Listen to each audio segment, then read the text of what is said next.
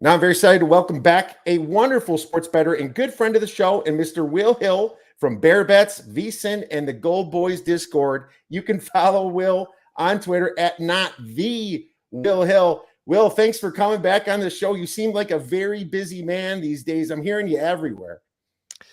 Yes, and it's going to lead into, I think, one of our conversations. It's especially tough for us in the content business to bet and to bet everything and to bet everything well. It's just, especially if you're going to have any semblance of a life or sleep or eat or friends or family or any of that. So one sport ends, baseball ends, and then here comes the NBA. Here comes college basketball with 900 teams to handicap on top of college football, on top of NFL, the futures and everything. So man, it does go by fast. It's hard to believe. I think we say this every time. I think last time we talked was August. We were sweating a baseball. I think Cubs, Pirates under or something together. And you look up and it feels like it's 10 minutes later. It feels like it's a week ago. And we're in week 9 or 10 here, more than halfway through the season. It's just remarkable how quickly it flies by. Well, I think I was bragging about my Cubs to make the playoffs ticket at that point, and that was definitely way too early. I don't know if I did it on the show or not. I know I brought it up to you, but that was. I was surprised that manager went. I think he was surprised. That was a strange maneuver there Monday. That was kind of out of nowhere. You know, it was. I mean, for Cubs, here's the thing. I was an anti-Ross guy, and I'm in plenty of Cubs groups, and there's fighting constantly. You know how it is when you're a fan, and sure. And I was anti-Ross. I think he dropped some of his mistakes that he had, putting people in certain positions in the outfield at weird times, not pulling pitchers when he should, right when they load the bases. There's Ian Happ batting third for the rest of his life. I think his next team he gets on, he's going to try to put Happ at third, even if he's not there. It's just so weird. I never liked him, and now we're finding out that he was a placeholder. I really believe that Ross was a placeholder, but he had the opportunity to kick ass like any placeholder does. But he really wasn't Jed Hoyer's guy, So that's what I believe, and we're really happy to grab someone from our division like that. Our Brewer fans were even caught more off guard. Right. So that was fun. Being that I spent so much time in my life in Wisconsin, that was fun to see. I know that I think the Mets might have been trying to figure that out too. I don't know. You know more about that, but I think Council, if you just look in one-run games, he's got an amazing one-run game record, and that's the kind of manager I think that we need, at least going into this next year. Yeah, I mean, he's a good manager. I feel like he's gotten a little overrated where these teams covet him and he's this great manager. I think he's lost 9 out of his last 10 playoff games. All right, he always gets to the playoffs. Well, he's in a crappy division. He's got pretty good pitching. It's not hard to win the division when you're with the Pirates and the Reds. And all right, the Cardinals are usually good, but they weren't this year. The Cubs have taken a step back after, 6-7 years ago. It looked like they were on the brink of a mini dynasty with all the young talent they had. So he just kind of wins that division by default with good pitching. So it's always hard to tell how good a manager is too. Like you mentioned with Ross, unless you watch him every day, it's hard to really get a feel of how good he is or how much they even matter. That's a whole other debate. That's a great point, and taking a little wind out of my sails there, but the truth is that the fact that he doesn't have a lot of talent it's almost like the way it's supposed to go. You got a team that maybe is talented. They don't have the resources as the bigger team, and they got there. They're going to get beat by the talent eventually, like we saw in the World Series. But the fact that he gets there consistently is pretty cool. And the Cubs now have to spend. I mean, this is the year they have to spend. Put your money where your mouth is, and give Council the tools finally, and hopefully it's going to be a great season. I'm already excited for spring baseball down here in AZ. That's always fun, bud. Yeah, it's that'll be here before you know it too, and it'd be nice if they grade some of these awards. Because I don't know if you bet any of these awards, man. They sit in my account from last March, April, May, and they take forever to announce the awards. But it's time to talk some football, though. I think this is what you brought me on for. This is a fun weekend, college, NFL. Where do you want to go here? Well, what's funny is it's great that you're on the show, because for some reason, and I wish I tracked this, Will, we always win when you're on the show. Yeah, let's not jinx it. Let's whisper it. Let's just whisper it. Say it a little quieter. I know it's just always been great weeks, so it's always reassuring. I feel good about it, but of course, that could always go south. But what's funny? An important topic that you alluded to is the amount of sports that we have. I mean, from your mental aspect of it, can get very overbearing. So we talk about this a lot, and it's always good to remind our listeners about what it is out there. There's NFL, there's college football, there's NBA now, there's NHL, golf. Now college basketball is just starting right when the time change happens. How do you approach this from a mental aspect, and what's your, I guess, basically basic philosophies on handicapping? I mean, we could do a whole podcast about this. Now I'm curious to pick your brain too. There's a saying, and this started with you texted me last night, talking about what we're going to go over here, like college basketball. Is like, I'm behind on college. I got to admit, like I did well in college last year. I'll catch up. I'm betting some stuff live. I'm dipping my toe in the water, but I'm not there yet. I'm betting so much football, NFL, college. There's so many teams. There's a saying, jack of all trades, but master of none. And you can't do everything well. It's not about being a good handicapper or bad. It's just there's not enough hours in the day. There's too many teams where you can't be an expert at everything. So it is important to have a good network of people where you trade picks maybe, or share information where, hey, I got this buddy who's good at, in college basketball, I'm good in college football, and we trade picks. That's a good way to approach it. But I just think it's important to focus what you're good on and make money on that. There's a thought process where people say, hey, if you're not good at something, you should spend more time on it. I kind of go the other way where, hey, if you're not good on it, maybe you just scrap it all together and focus even more on the stuff you are good at it. So there's a lot to balance. There's only so many hours of the day. There's so many sports, again, with NFL futures, win totals, which I think, NFL week to week in terms of the spreads, the lines are very hard to beat. But if you look at some of the win totals, I think you can pick off some soft numbers. And again, betting being legal and more prevalent, they're hanging more product. It becomes more beatable, I think, because you can't put a good line on everything. But yeah, it's hard to do everything and do everything well. I think it's best to just focus what you're good on and try to make the best of your time. Do you run into the same thing where, hey, there's no way, there's not enough hours in the day where I can do all of this and do all of it at a high level, especially you're doing content on it. Like I just said, family, friends, eating once in a while, sleeping once in a while. There's only so many hours in the day. Yeah, 1000%. And I have to turn down people that want to talk about NBA and stuff sometimes because you know what? My season doesn't start in the NBA. Right. My NBA season starts in the playoffs, and I've been successful over the past few years doing it. I tend to lose during the regular season because I'm so focused in college basketball. And if you want to even go deeper, I just specialize in the Big Ten. And of course, I will bet other teams in college basketball, but I try to focus somewhere at least. I can try to get the information quick. Now, does people say that's a sack trade conference and you should focus on the MEAC or something? Sure. But on the other end of things, I'm getting the lines earlier now. I'm getting fast lines here, and I can react quicker to bigger conferences like that. So my Badgers are in the Big Ten, and that's who I follow. So why not try to specialize it? And I'm not afraid to bet against my favorite teams, as you know. And I think there's a little saying here, less is more. And less that you concentrate on, the better you are at it. So less is more, and that's how I approach it. And I think you do too, Will. And you hit on something too, specialization. Hey, I'm only going to pick on the Big Ten. I'm only going to pick Big Ten games. I'm only going to pick Ivy League games. Like I'm willing to bet if you put all your thought process, all your time into, hey, I'm just going to bet the Ivy League this year, you probably do pretty well if you're a savvy handicap, if you're just following that league. And that's the one thing we have as a bettor. We don't have to bet every game, every conference. We can pick and choose when we start. Like you said, hey, I'll start in the playoffs for NBA. I don't have to participate in the regular season. The ball's sort of in our court in terms of that. Yes, 100%. And speaking about some of the stuff that's popping up, you mentioned loose lines. Is there any futures that kind of popped up in the NFL or college football that you either took the last week or two, or something that you're looking to take? I know yet you haven't been afraid to fire when the lines do get loose.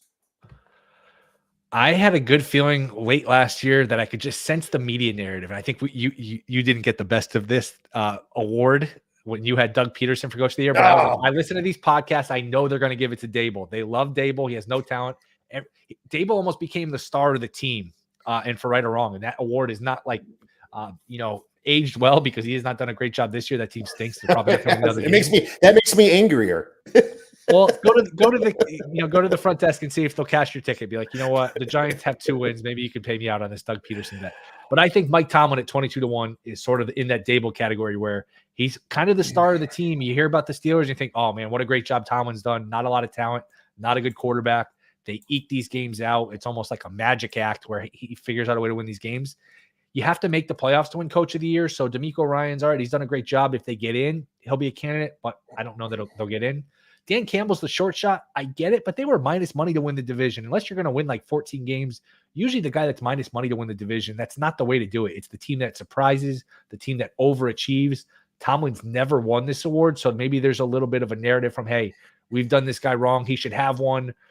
Lifetime Achievement Award. Everybody likes him. And again, you're voting. You're handicapping the voter here. You're handicapping the humans voting on this. I think if the Steelers eke their way into the playoffs with 9-10 wins, which is not a given, they're still plus 140 to make it. But like, hey, if you're going to bet plus 140 to make it, I think Tomlin at 22-1 coach of the year is the much better bet. Yeah, I mean, Tomlin, if he gets in the playoffs, they're certainly going to think about him. I mean, looking at the Steelers record, it doesn't match my power ratings on them. It's just one of those. It never does. It never does. I know, but I could see them voting for him. And yeah, you were definitely right about what you just said about Dayball. I wish I thought about that. I wish I bet both. And yes, it's showing that Doug Pearson is doing well. I wonder if Jacksonville does. No, there's now probably Peterson's probably less of a number. I'd have to relook at it, but I would wonder if they win the AFC and get the first round bye. They would have to beat a few teams here. Obviously, Kansas City's the favorite. Pretty wide open. Would they consider him over because he made the playoffs last year, or no? And he won his division last year. I'm so hard. No. There's these criteria are so vague. It's like with comeback player of the year, offensive player of the year. It's so open to interpretation. And just pulled up the Steelers schedule. Home versus the Packers this week. They already have 5 wins. So home versus the Packers this week. They have a home game against the Cardinals, a home game against the Patriots, at the Colts, at the Ravens the last week, but you never know if that game even matters. Those games are always close. And you never know if it matters to the Ravens, and those games are always close anyway. They got the Bengals a couple times. So could they get to 9? I think 10 would get you in. 9 would probably be a tiebreaker scenario. Mm-hmm. I just think it's a good bet. I think it's a bad number, to be honest. I think it's too long. Yeah, that's great. And that's what you look for is numbers. I mean, if you bet Seattle to win their division 3 weeks ago, you would have got 9 or 10-1. Now right. They're very low. So it's just like, when are the numbers soft? And I love that approach here because anything can happen. Any quarterback can get injured. Second best team that you think maybe might not have a chance against that big first team. Well, just keep in mind times change, and Niners have 3 losses in a row. And so that's a pretty good example of, and as well as Joe Burrow's MVP odds flying up as well. And you make a bet. It doesn't have to be the be-all, end-all where you're married to it. Like, hey, like you mentioned, you bet Seattle 10-1 to win the division a month ago.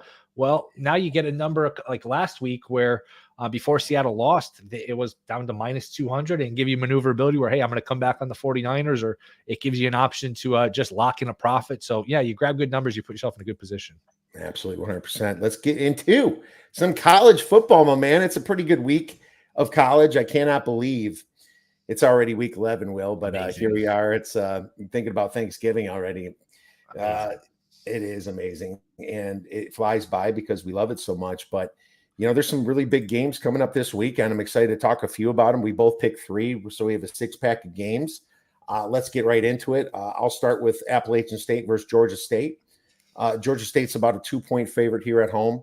The total is 60.5. I think there's a good reason why App State's not favored here. They're just not the App State that plays defense that we've seen in the past. Losing to Old Dominion, only beating Louisiana Monroe by 1 point is kind of telling to me.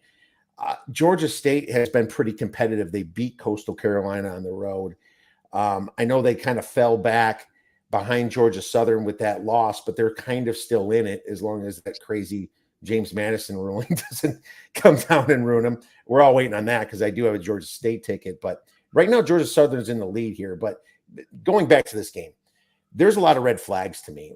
Georgia State ranks 117th in defensive success rate against the pass. App State is a passing team. They rank 15th in passing play success rate. I think they score points. Now, on the other side of the thing, Appalachian State thrives on passing the ball, but their run game is terrible on both sides. The Mountaineers ranked 90th in offensive success rate and a horrible 113th on defense. They give up 5.5 rushing yards per attempt, but the Panthers rank 33rd in yards per rush at 4.84. Big thanks to quarterback Darren Granger. So I see both teams scoring a lot of points. Obviously, you can tell what I'm going towards here, but then you go to explosive plays. Both teams rank in the top 26 in offensive explosiveness, and both teams rank on defense 105 or worse. I mean, I'm just seeing points here. The 60.5 is not scaring me.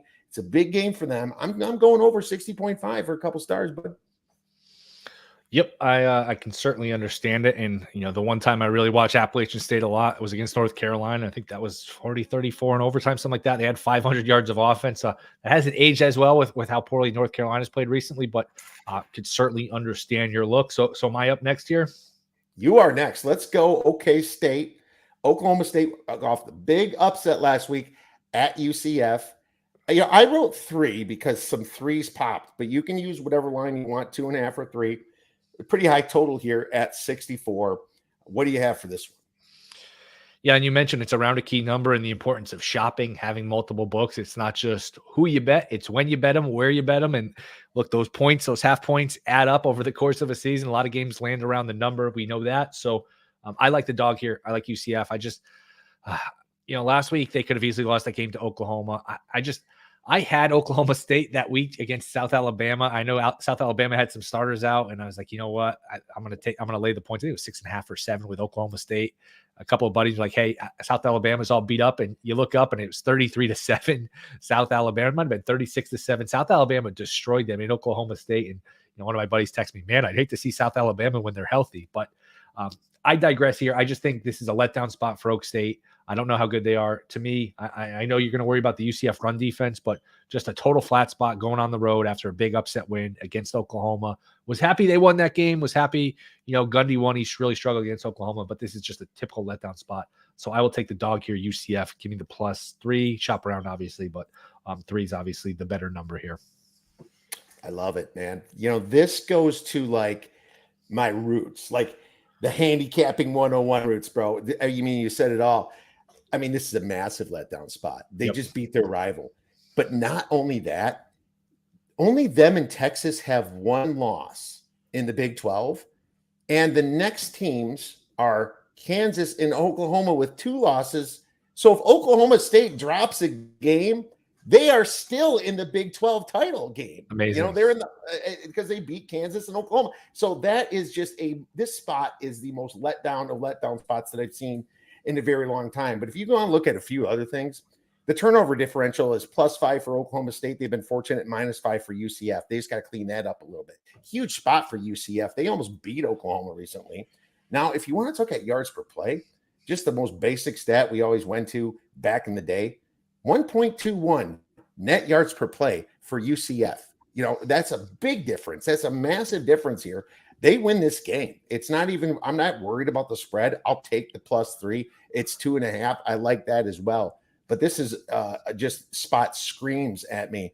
And I don't even think the public can take this past the 3. I think it's, if you should shop. I don't think it's going to get much past down 2.5 until Friday. Now at Friday, if you can only get 2.5, then maybe I would hit 2.5. But yeah, I think you put a little bit on the money line as well, Will. I love it. Great find on that one. I'm going to move into a disgusting game. And dude, this is borderline sicko. All right. Because any game in the Big Ten West should be considered a sicko game from here on out. I'm sorry, I'm a Badger fan, and I have to admit this. This division sucks. And James Madison would just whip every single team in the Big Ten West right now. And that is sad to say, my friend, but that is the truth. Minnesota versus Purdue. And this is pick'em, and the total is 46.5. Minnesota's coming off that heartbreaking loss to Illinois.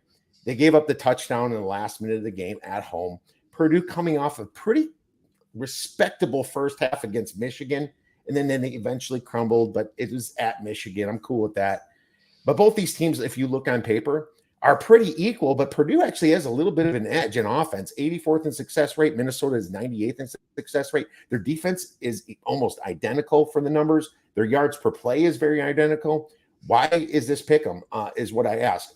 Their strength of schedules, I'd say Purdue's is better because they faced both Ohio State and Michigan on the road, while Minnesota, they just got Michigan at home, and they got them at home. And they didn't play Ohio State, and they went, their hardest game was going to North Carolina. They got blown out at North Carolina. I'm going to give them a hold edge here. Late afternoon game. It's going to be nighttime by the second quarter. I'm taking Purdue at a pick 'em spot, my friend. I have to. Yep, I show a little value on Purdue here too. I think at home they get it done. What was it, a couple weeks ago? I think against Nebraska. Everyone bet them like they knew the final score, and it didn't work out. But I'm going back to them here. This is actually that was one I was thinking about taking, but you took it, so we have agreement here on Purdue. All right, baby, let's go Boilermakers for the week. Now, this next game you picked, and I love it because this was one of the teams that I've been watching for a while. I did hit on them recently. I wish I didn't lay off them last week. I got scared when that line was almost down to pick them, but apparently they took care of business anyway. The Arizona Wildcats with Jed Fish against Deion Sanders and the Colorado Buffs. And you're looking at Colorado, and I never would have thought this, especially after Colorado's first 3 games, that they'd be a home dog to Arizona plus 10.5. My worry is I asked myself, but I've been asking myself this the last few weeks, is Arizona getting too expensive here, Will? What do you think about this one? I don't think they are. This has been my little darling team. If you listen to the Bear Bets podcast, it's week in, week out. Arizona and Arizona State, they just continue to be undervalued. I don't know. Like Arizona might be the second best team in the Pac-12 right now. They are so good. This team is so underrated. I don't know how long they can keep that coach around for. But to me, Colorado, look, the bloom is off the rose, all sorts of issues. Coaching staff, offensive line, they are putrid defensively. They've gotten a couple of backdoors in the past couple of weeks, but to me, this is Arizona. Arizona going away. You're not getting the best of the number. It opened 9.5, 10. That was light. There's a reason it got bet up. Arizona's going to win this game by 2 touchdowns plus. So don't like to lay this many points on the road, especially in a conference game, but that's what I'm doing. I'm laying it here with Arizona. No, I love it. And actually went just down to 10. So some contrarian money came in. Probably just number hunters see a 10.5, grab the 10.5. I like it even more at minus 10. Can't see this going down much more. And now I'm really tempted to take it here. The thing with Arizona is that they just match up so well against Colorado. If you take away the first 3 or 4 games they played when Jaden DeLora was in throwing picks before Fafita, their numbers are way better than they even look right now. So I have to go to a recency bias here. And if that's the case and teams are blowing out Colorado, why will Arizona not blow out Colorado? I think if Arizona played USC today, now that their quarterback has their feet wet, they beat USC at USC anywhere in the planet. So I love Arizona. And their losses are coin flips too. I mean, their losses could have gone either way.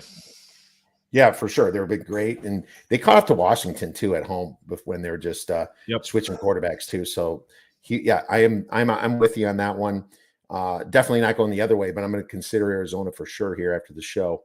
Let's move on to the biggest game of the weekend, I think, anyway, as a Big Ten fan. But I hope the number's still here because when I write this stuff down, things tend to move. Michigan versus Penn State. Penn State's plus 4.5. The total on this baby is 44.5. Now, you can say stay away from the big games sometimes, but yeah, when you're looking at a dog like this in a Big Ten where there's only 3 players, you have to take it to consideration. And I did bet this early, and I got a much better number, but I still like it at this number. And you can probably just tell the direction I'm going with this. Penn State's been called a bully, and the total I think is kind of where it belongs, Will. But is Michigan not a bully? I mean, they're kind of doing the same stuff and living off the same stuff that Franklin's doing. It's just that Harbaugh is getting a little bit more respect on that side, probably because of the craziness that's going on with the distractions. They're not even talking about how they're, just blowing away weak teams. Some people are, the sports bettors are. And Michigan has not played a team either. It's actually much worse. At least Penn State has played Ohio State, right? Penn State played West Virginia. Michigan's played nobody. But I will admit, they still took care of business from a power rating standpoint for my power ratings to bring them to number 1.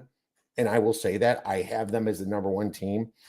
I don't choose to do this. It's just the numbers. They beat the teams by enough. But at the same time, we have to remember the Big Ten is very weak, except for those top 3 teams. And the problem with Michigan here is they're facing a very good defense. As a matter of fact, Penn State's got the number 1 defense in success rate. Michigan's is number 2, but Penn State's is number 1. And Michigan's got an offensive yards per play advantage, 6.8 to 5.2. But how much of that is baked in because they didn't play Ohio State is my question. Probably a decent amount. Maybe it's not a full 1.4, 1.6 or anything, but I think some of that is baked in. Now, in a big situation for Michigan, they always really have Ohio State on their mind. Are you going to want to lay past 3 points against the number one defense when you're 132nd in tempo, the second slowest team? That's a terrible idea. I'm really looking to Penn State here. Michigan's offensive line, that's where they've been bullying everybody. They're going to struggle against Penn State's defensive line. Penn State is a fantastic defensive line. And if you really go back to the Ohio State game, that massive drive was based upon a lot of penalties. I don't think they're going to get penalized as much at home. And I think it's going to be a low scoring game. And I think the total, that's why you see it at 44.5. But if there's anything with Michigan right now, it's distractions going on with Spygate 2.0, the Harbaugh Spygate here. I only see hurt for this team. I'm taking Penn State. I still like it at 4.5. I think that Penn State is a shot to win this game. It's a 3-point game, Will. This was my one big future before the year was Penn State to win it all. That Ohio State performance put such a sour taste in my mouth that I admit I have to see it before I believe it. Sort of like the Dolphins last week versus the Chiefs. I was like, who the hell are the Dolphins to be a pick 'em against the Chiefs? Like, I need to see it first. I wouldn't fade you here. I like the under, though. I mean, I don't think either team can really move the ball consistently. We really, like you said, we really don't know much about Michigan. They haven't proven anything. Penn State has a lot to prove. To me, this is a 20-16, 20-17 type of game, low scoring. So to me, it's an under game. Yeah, under even points more towards the dog. So I'm with you as well. The under, no chance I'm going over in this game. I think there should be some just very, very lethargic play. These teams, especially Penn State, is not explosive. They don't have a lot of explosive plays. They just kind of inch away and their games get over pretty quickly from a time basis. So with you on the under for sure. 44 is kind of key too. If you, I went down if this closes at 43.5. So this might go down even more in the cold weather here in Pennsylvania. All right. The final game that we're going to talk about, Kentucky versus Alabama. Bama is plus 10.5. I believe this is in Kentucky too. They're a road chalk. So Kentucky's plus 10.5. I don't know why he's wrote Kentucky versus Bama. It's Bama versus Kentucky. Total is 48. Will, what do you have for this one? Yeah, another letdown spot. We talked about it with Oklahoma State, UCF. This is a big letdown spot. They beat LSU. Everyone is, on the Bama bandwagon. Hey, they're a sleeper at 9-1 to win the title, down to 6-1. They were 14-1 a couple weeks ago. I still don't think this is a vintage Bama defense, not a vintage Bama team. They're not great at quarterback or receiver. They're just a good team. They're getting by. They're improving. But to me, Kentucky, a little under the radar. Leary's finally getting healthier. Remember, he had some big moments for NC State, but he was dealing with a pec injury early in the season for most of the season. So his numbers are all diminished. The numbers aren't going to like him, but he's getting healthier. He's played well recently. A letdown spot, 10.5 is the key number. I will take the dog here. I'll take Kentucky plus the points. I think it's a close game. I want to make sure Leary's in because he did have that eyesight problem after getting popped last week, and then he re-left the game. So I am a little concerned about that. I'm going to look for his health on this one. It's a massive letdown spot for Bama after beating LSU, and it's just like, now you got to go on the road and face Kentucky, and this is kind of what Kentucky does at home. They're a terrible road team, good home team. I want to find out more about Leary, but Bama's offense is easy to figure out, Will. I think they go deep or they go small, right? There's no Milroe doesn't throw in the middle of the field. So you play cover 2 deep, high shell, and then you have your linebackers up to cheat against the run. Any small dinking and dunking plays, you try to stop, and you make Milroe beat you with his arm, maybe like a little spy campaign you put on him. So if the next team that does that successfully is going to have Bama on their heels again, just like Texas did. So it's going to be a great game. My power ratings is close to the number, so not sure I'm going to get involved until I find out a little bit more about Leary. But I see what you're going with here. Yeah, Stoops did say he's playing. Stoops said he's practicing and he'll be 100%. And we know coaches are always completely honest, but he did say he's going to play. Coaches are honest. I got burned on that last week, by the way, a dishonest coach. I can't remember who that was. Yeah, never mind. But no, that's great. It's going to be there's some good games this weekend. I'm real happy to watch Bama versus Kentucky as well, because Penn State versus Michigan is early, because nobody wants the whiteout no more, Will. Nobody wants to deal with Penn State in that stadium in Happy Valley at night, because I wouldn't want to either. That's like an extra 2 to 3 points of home field advantage in that situation. The coaches finally got smart on that one, bud. It's amazing how much T-shirts can be worth to the point spread. Yeah, right. Yeah, the t-shirts are just looking at that maybe blinds you a little bit. Yeah, it's like you can't see anything no more. There's probably some trickery going on. So some Harbaugh style trickery in Penn State there, we'll say. Maybe well, James Franklin, same deal. All right, well, that we covered all that. Let's move on to some NFL then, my man, since I have you and you specialize in both. We'll just kind of go through the games a little bit, and you can pass if you like. What's funny is about this amazing Thursday game that they gave us. It's going to be probably the most watched Thursday game in history between the Carolina Panthers versus the Chicago Bears. I mean, it makes me sick just to say that, dude. Carolina Panthers versus Chicago Bears. I think I have them in this is like the 30th and 32nd worst team in all of football. We have to endure this.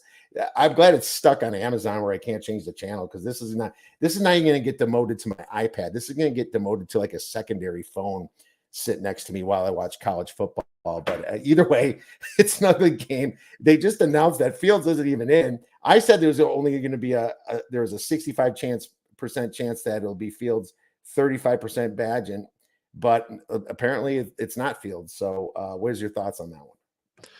Anytime two teams are coming off games where they're plagued by turnovers, and the Bears were -5 in turnovers with 5 turnovers compared to none against the Saints, a game they could have probably won, believe it or not. And Badgett's been okay, but you have a Bear team coming off 5 turnovers, and you have a Panthers team coming off a game where they lose by 14, where they didn't give up many yards. The problem is they threw 2 interceptions for touchdowns. They threw 3 interceptions overall. I think you're going to have these coaches preaching ball security, be a little more conservative on offense.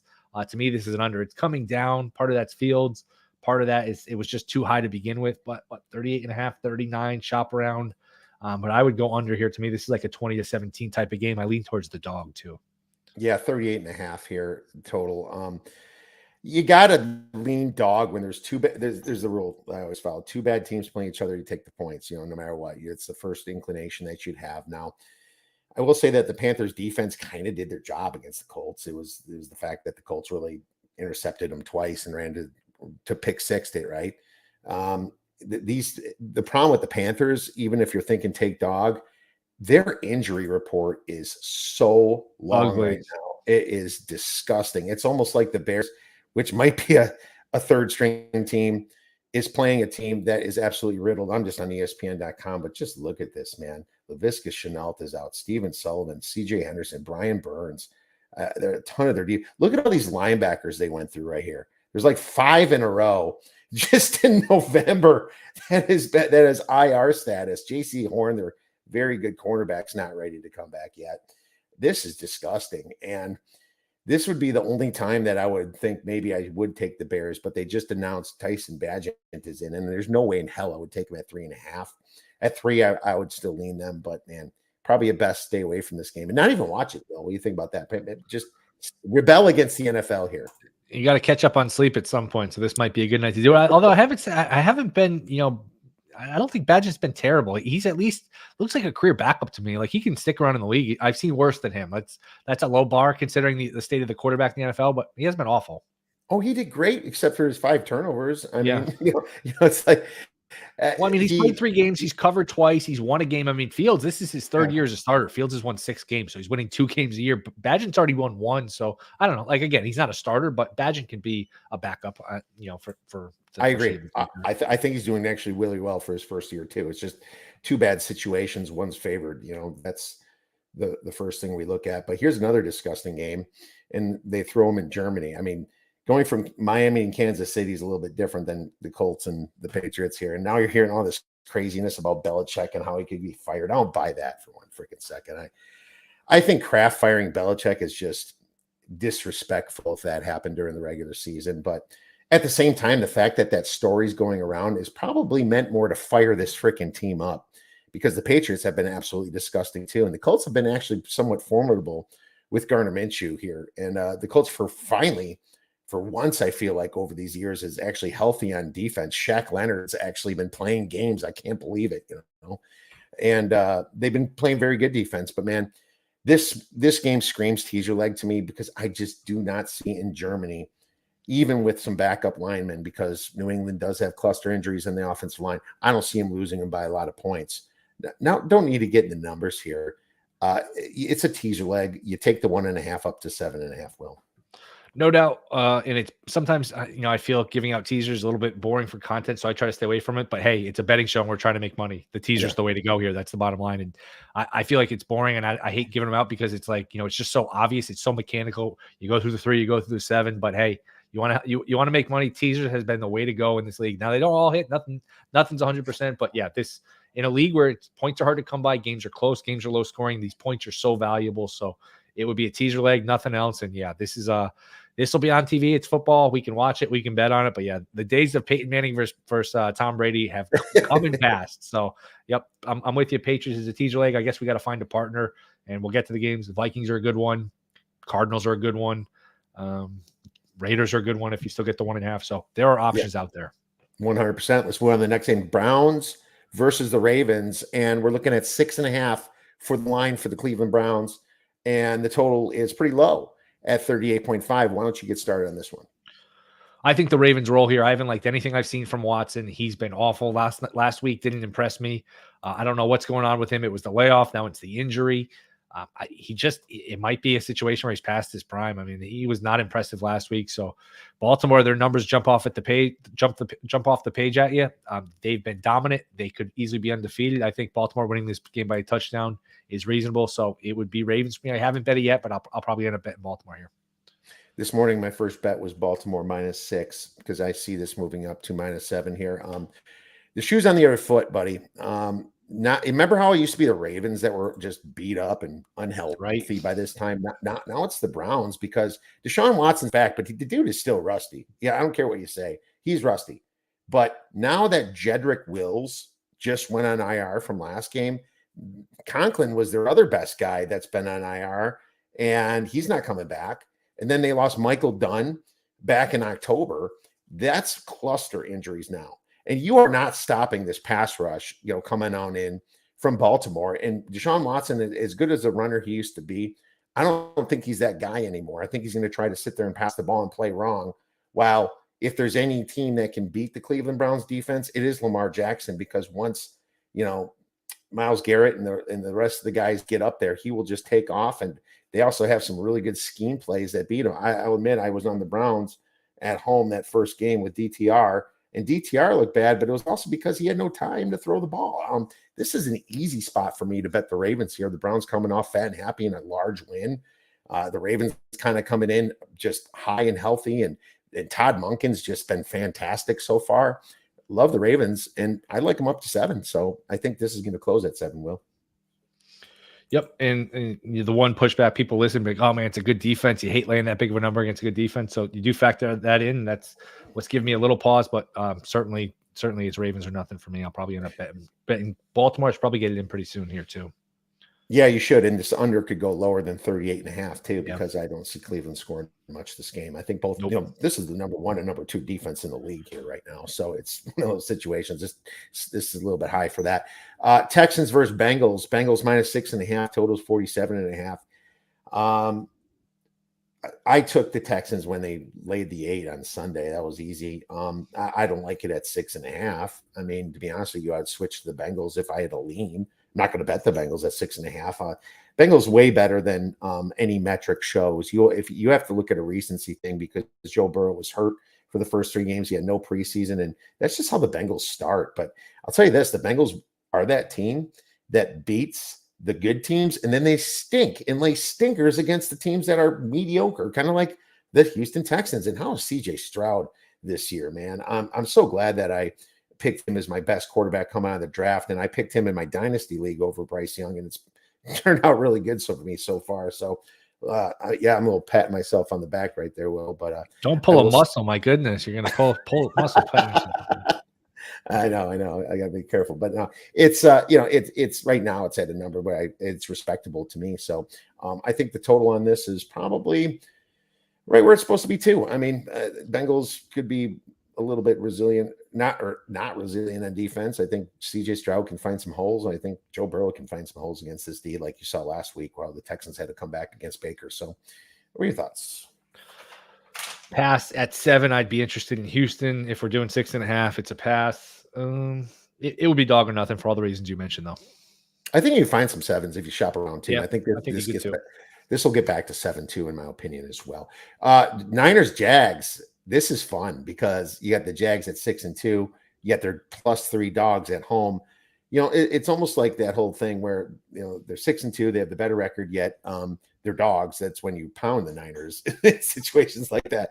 But then again, the Niners showed a little weakness. But what sucks is I almost wish that I could have the Jaguars while the Niners won 2 or 3 games in a row, and you're getting a 5.5 or 6 here. Then I'd probably be more interested in the Jags. I understand this line, Will. Not a lot for me here. I didn't touch it, and the total is probably good for me at 45. But I don't know.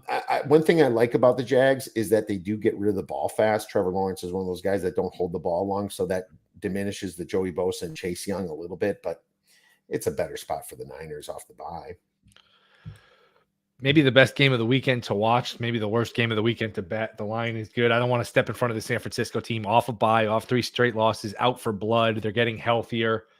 I mean, just naturally, hey, 2 good teams. I'll take the +3 at home with a team as good as Jacksonville. I'm not stepping in front of San Fran. Easy pass for me. Yeah, I can see Lawrence having one of those 2-pick games too in this situation. Maybe Lawrence throws an interception would be a good prop play in this one as well. I see Deebo Samuel back too. Yeah, this is perfect line. Packers Steelers. Now this is back down to 3 here. Here you go. You're Mike Tomlin. Steelers are laying a lot of points, in my opinion, for not showing exactly what they are. I mean, as bad as the Packers have been, my metrics don't get this to a 3. I mean, I have this at Pick'em here. So, I mean, you can obviously see which way I lean on this. Now, when this did hit a 3.5, I sniffed it. I had no problem doing that. But at 3, it's I can see it. I can see it landing on 3 and pushing a lot more often than not. But I still lean the Packers in this situation.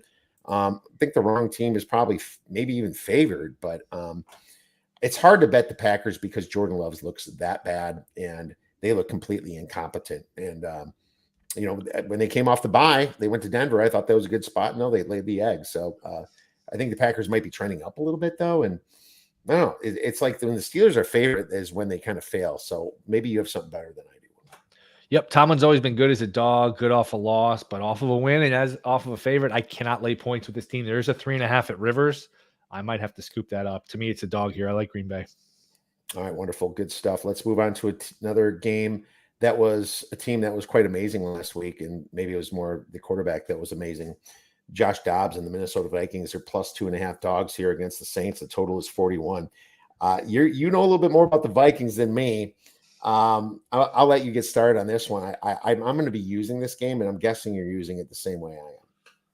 Yeah, I mean, when 1.5, 2.5, why lay it? Why take it? Just tease the 2.5 up. This should be a close game. The Saints don't inspire any confidence. I mean, they were +5 in turnovers, 5-0 in the turnover category, and still couldn't cover. That was a very strange game. It's one of the few times that's happened in NFL history to be +5 and to not even cover. Badgett moved the ball up and down on them. Dobbs is going to have another week under his belt with the playbook. I have no idea who wins, but like you said, great teaser leg for the Vikings. Somebody probably wins this game by a field goal, 6 points, 7 points. Should be a 1-score game. I'll take Minnesota here plus on a teaser leg with Cardinals or some of the games we mentioned. I almost want to take Minnesota, and I hope this gets up to 3. And I agree with the teaser leg. I'll be using them as a teaser. That Saints game, if the Bears only have 3 turnovers, they probably win that game. I mean, the Saints are just frauds, in my opinion. I think that Derek Carr is a mess, and now they're using Taysom Hill again at the goal line. Any team should be able to figure it out. But here's the thing about Dobbs. He started good with the Cardinals, and he kind of faded, but he had no talent around him in the Cardinals. Right. Nothing. He was running for his life. He's got talent on this offense in the Vikings, and he's got good running back in Madison. I know they lost Akers, but they have a few other guys. They assigned someone as well. And they have a decent offensive line. And guess who's back? Justin Jefferson. He's coming back. I'm not sure he's playing this week, but he's coming off the IR. So I would guess he's going to play here. I think this is going to be a big spot for them. The Miracle in Minnesota, was it the Miracle in Minnesota? Is that what they call it? Minneapolis Miracle. Minneapolis Miracle, that's it. Maybe you'll get one of those. I like the Vikings to win this game personally, but it's just 2.5 is screaming teaser. Let's tease that baby all the way up to 8.5. All right, here's another ugly game. Titans versus the Tampa Bay Buccaneers, and the Bucs are laying -1. The total is 38.5. The Bucs with that immense choke last week, and of course there was no field goal kicker, and my laying 2.5, I went from yes to taking the knee. That was one of those ones. I'm like, it's a cruel business. I should have took the money line. I do take the money line a lot, and I just hunt around for the minus 125 instead of laying the minus 135, minus 140 when it's like minus 2.5. I looked for it, but I that time I didn't, and it bit me. But also contest wise, that was my only loss in the contest last week. But either way, it's Tampa Bay coming off a heartbreaking loss, and you have the Titans coming off a bye. I wish this was in teaser territory right now. It's kind of at 1. I think it'll go maybe back to teaser territory. I think people are going to bet on the Bucks just because Will Levis is playing. We don't know enough about Will Levis, in my opinion. Vrabel coming off the bye is usually pretty good. Total of 38. I'm passing this game, to be honest. Maybe you have something better than me. This is such an easy pass. I want nothing to do with this game. I want no part. I don't even know where to start with this game. I mean, just typical NFL where, probably close, probably low scoring. I mean, if you have some angle on it, God bless you. The Bucks have come back down to earth. They were 3-1 right now, 3-5, somehow still in the mix in that division. Levis has had his moments where he's looked good, but nothing for me here. Nothing with any conviction. I don't know how anybody bets this game with any conviction, to be honest. I don't know what's worse to bet, Titans, Bucks, or 49ers, Jags. This is just too well. At least if you bet San Francisco, Jacksonville, you get to watch that game. If you have to sit there through this one, stuff. Please don't let this distract you. Don't let your afternoon be ruined because of this game. It's not still a morning game, actually. Don't let your morning be ruined by betting this ugly game. Here's a game that this line seriously moved. Lions at Chargers. Yeah. Chargers +3, total 48.5. I mean, I'm gonna let you go first. Now, this line move, I have to think a little bit more. I'm not surprised Detroit took money. I was on yesterday. I was like, man, Detroit 1.5. That's cheap. They're better on offense, better on defense. They're just the better team. You don't give the Chargers anything for home field. Not looking to die 3. So I'll call it Lions money line here. If I had to, I lay it. Chargers, they play nothing but close games, and they've strung some wins together, but that wasn't pretty against the Jets the other night. 7 fumbles. They recovered 6 of them. They got a punt return touchdown. They got outgained yards per play, total yards. So to me, this is one of the last tough games Detroit has. The schedule after this for Detroit, man, it gets super easy. I think Detroit wins this game, though. I'm just not crazy about laying a field goal, especially with the Chargers, who just so prone to playing close games. Kind of pissed they hit 3. I was want to use this for the contest, but it's on Detroit. Yeah. Well, this was the second bet I made. I bet Detroit money line -115. So it's basically pick them, adding 5 cents. I gave that out. Gave that on Sunday. But the reason I did is because the way I said it is, even if the Chargers beat the Jets, that number's not going to go in their favor because they're at a short week. Now, what would be worse if the Jets beat the Chargers? Then Detroit's going to rocket to 3 right away. So I'm taking this before the game, and it worked out, and that's how you bet. You put yourself in those situations. It's right now getting to 3. It's a little bit more interesting, I would say. I think my pure numbers have this Lions -3.5. Yeah. I don't give much home field for the Chargers. I don't think people give them any home field, really. You're going to have plenty of Detroit fans there as well. That you can't bet Staley. There's no way. 3.5. I would need a 3.5 if I wanted to consider any buyback, and it wouldn't even be a full buyback for me at that situation. So I think my number. I think mine was 3.5, but I wish this was 2.5. And I think if you shop around and you're still listening to this, you go look for 2.5. I like it on the money line better than anything, but 2.5 is not bad either. All right, Falcons Cardinals +1.5, total 43.5. Looks like Kyler Murray, unlike Justin Fields, should be playing this game. As a matter of fact, I talked to my neighbor who works for the Cardinals, and he said yes. So he said Murray's playing. Murray is playing. Yeah, he's going to start. Yeah, he's going to start.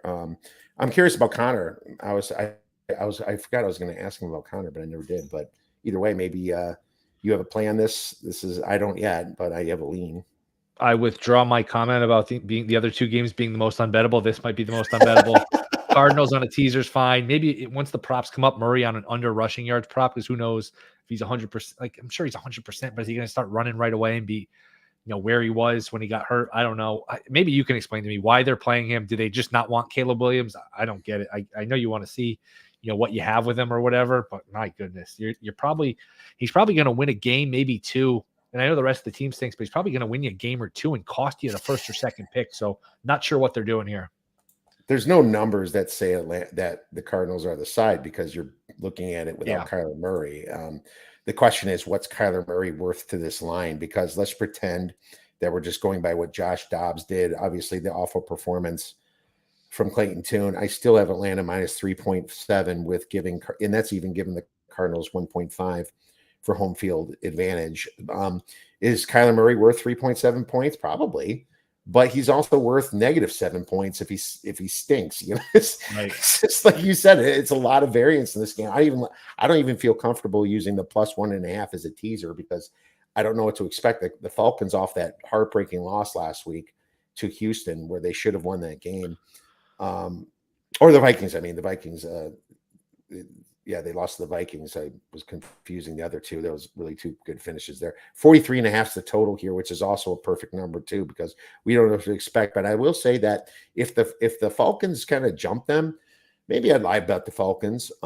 It's a situation where the Falcons really like to run the clock and kind of run the ball a little bit with their Algier and Robinson and their great running game there. I will say that Heineke is better than Ritter. Sure. So I used to say earlier this year, Will, that if the Falcons are behind, bet the other team live. I'm not sure if I have that philosophy anymore. I think Heineke kind of can throw picks, but he can throw them back into a game. So I think that's interesting too. I'm gonna lean the Falcons, but I don't like it.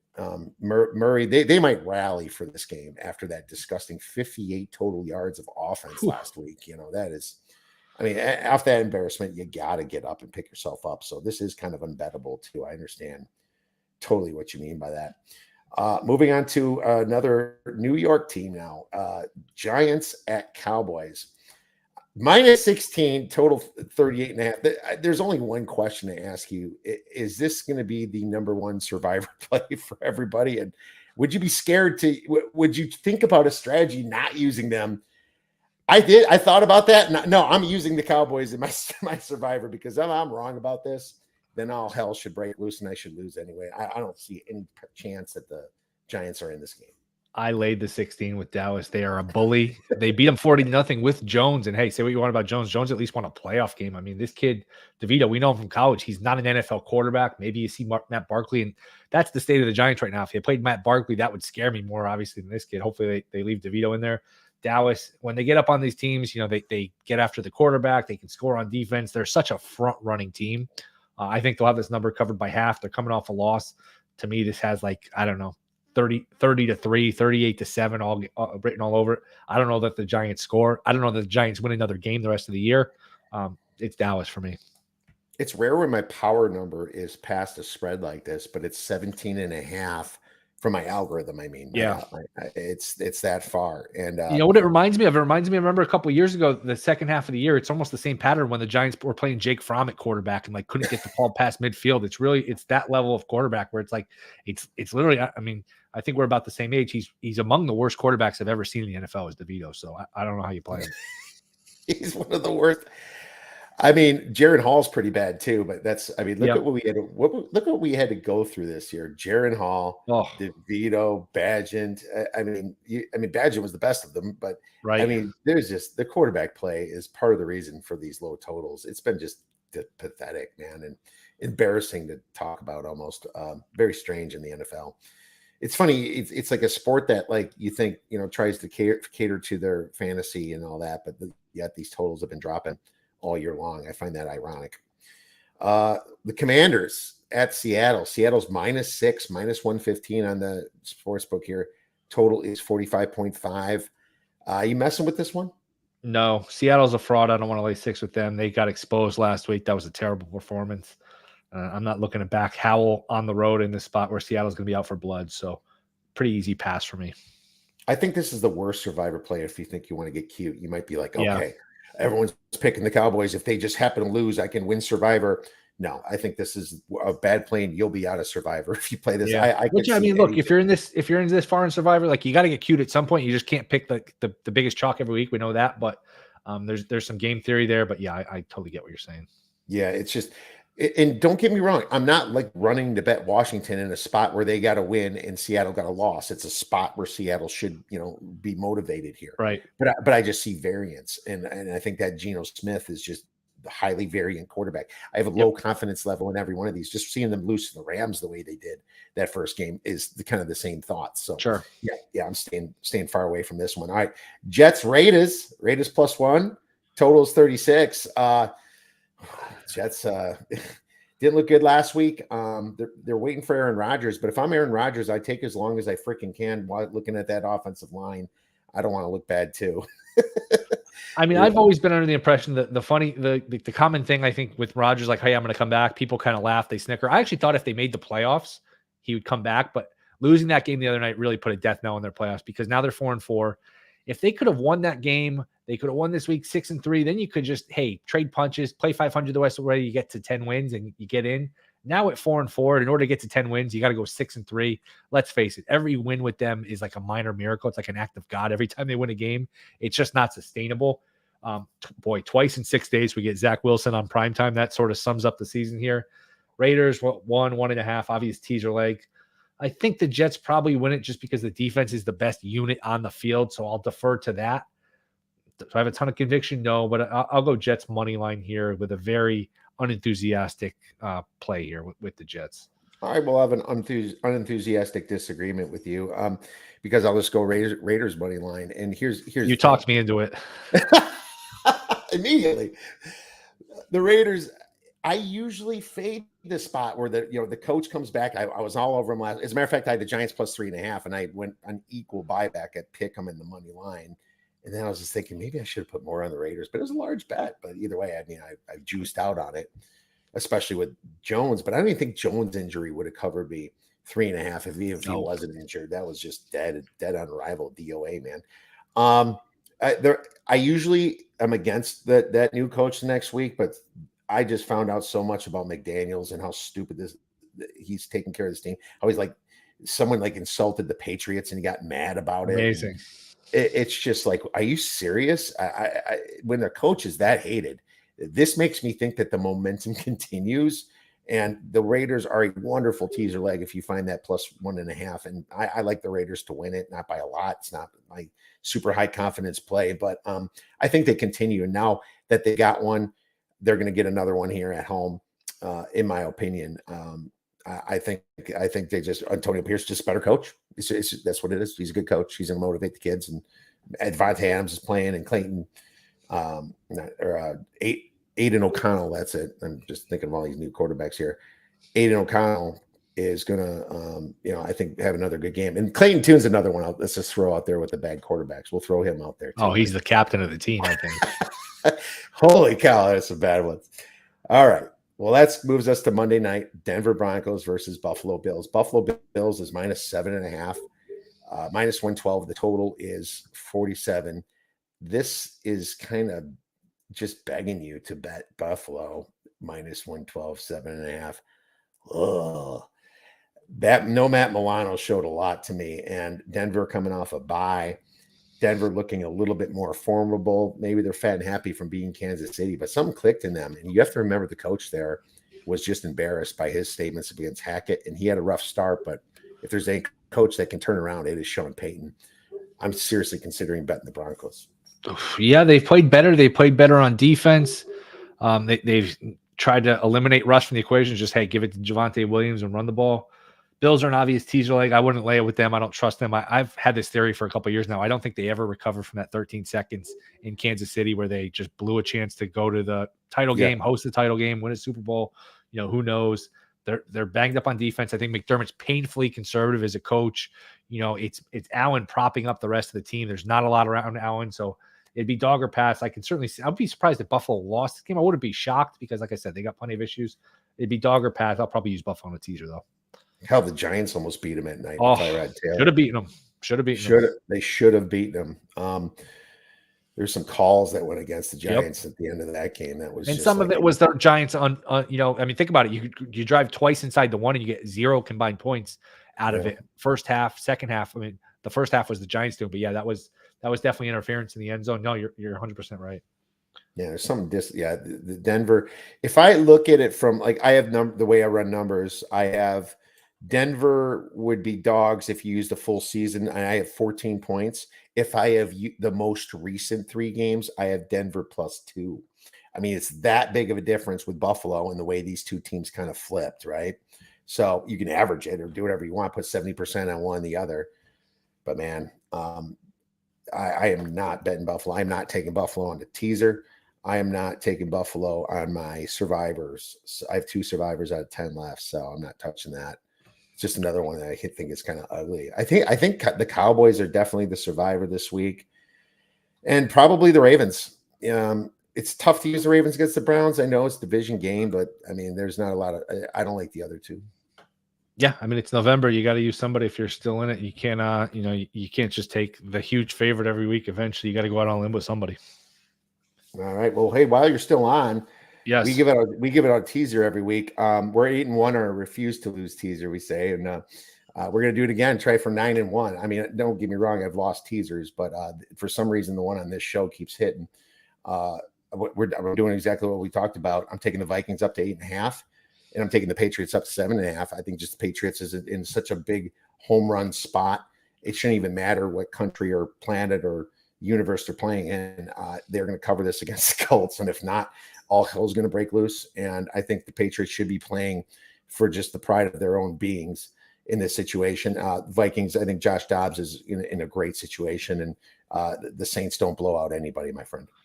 They're still a 1.5 with the Raiders, so I'll go Vikings and I'll go Raiders. Vikings up to 8.5, Raiders up to 7.5.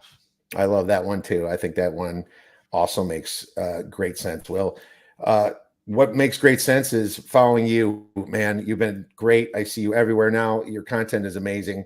Where could our listeners get some of your information and media? Go Boys Discord, twitch.tv/Go Boys Network. We do shows noon Eastern throughout the week. And then I'm on the Megapod with Gil Alexander, Beating the Book Megapod, every Thursday, where we go through these games, do a deep dive, sort of similar to what we just did, with a guest, with Gil, with Todd Wishnev, and a rotating guest. And then on the Bear Bets podcast, college and pro. College is Thursday, NFL is Friday for Fox. So that's a lot of fun. So busy time of the year. It's good to be busy. It's good to be on, man. It's good to see you. Thanks for having me. No, I love listening to those shows and Gil's show, man. If Todd ever be quiet, that I'm able to listen to you a little bit more on that. Good luck with that, man. Good luck. Good luck. Like trying to stop LeBron James from getting a layup. There's no slowing down Todd, but he is actually, he comes off as a goofball on the show, but man, as far as betting, some of his live betting strategy, he is like borderline genius. He's a very, very sharp guy, sharper than he seems. I agree with you there, man. It's two amazing shows, 2 of my go-to shows for the week. Make sure you guys check out Will. Will be texted. Sounds good, buddy. Thanks for having me.